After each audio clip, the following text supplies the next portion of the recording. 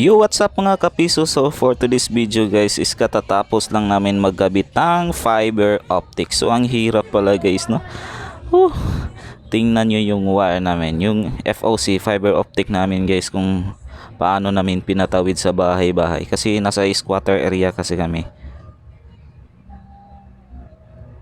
Ayan, so bali dyan namin pinadaan sa niyog.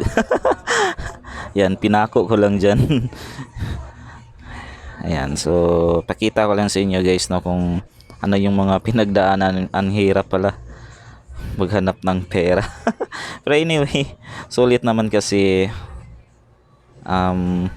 tumatagos naman yung internet. Ayan, ito yung kasama ko.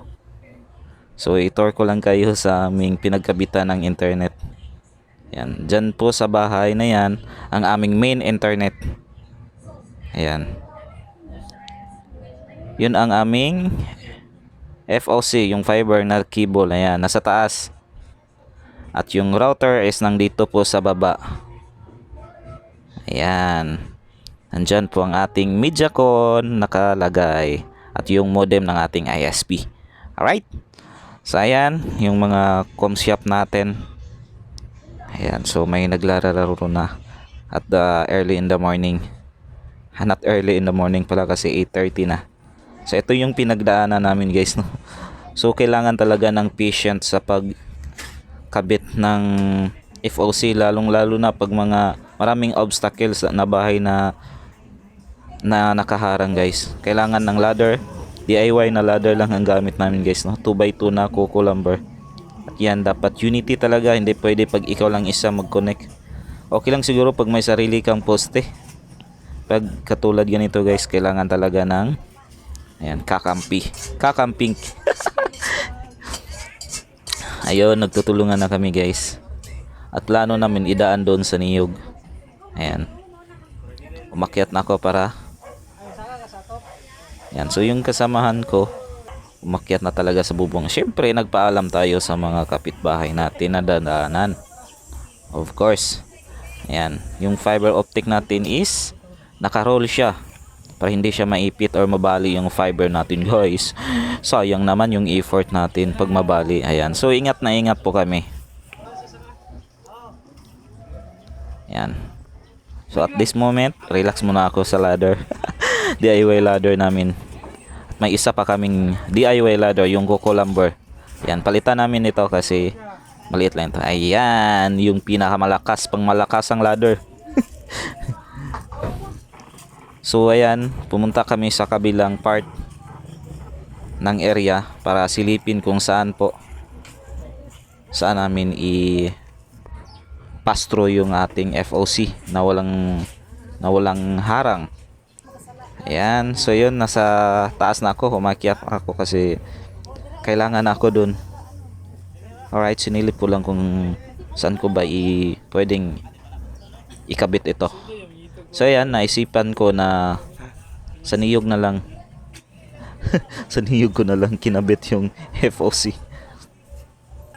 Mahirap pala guys. Actually, this is my first time na nagkabit ng FOC or nagpadaan ng FOC. Ang hirap kasi maraming bahay na pwedeng daanan. Ayan. So ayan, nasa kabilang part na kami guys. Nasa likuran na kami. Kailangan talaga yung ng unity, no, para maikabit itong fiber. Ganito talaga guys, buwis buhay. Ayan, nasa taas pa, uminginig yung paa kasi hindi sanay. Alright, shout out sa mga kasama ko dyan. Ingat lang kasi ang baba kasi nito is tubig. Mahirap na babasa yung natin, yung dulo ng FOC. Baka hindi tumagas yung internet at wala pa tayong pang splice. Alright. Ayan, so hinahanapan talaga natin ng paraan para maikabit yung FOC natin na safety talaga. Safety first.